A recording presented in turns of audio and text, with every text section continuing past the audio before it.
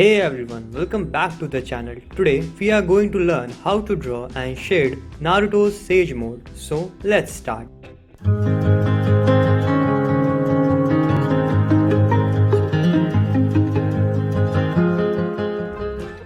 We are going to use measuring and marking method, and for better understanding of this method, the sketching part is already done. As you can see, we are using a scale for measuring and a black pen for marking. This method helps the beginners to understand the distance and gap between every part of their drawing much better. And you can use the reference image for your drawing. The link is in description box.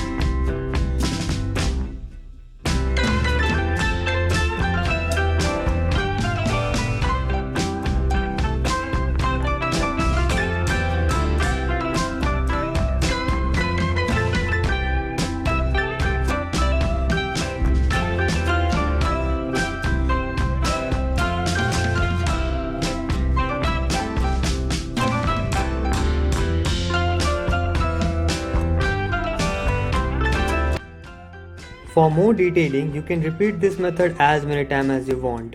But also you have to use freehand drawing because this method will only give you a rough idea about your drawing.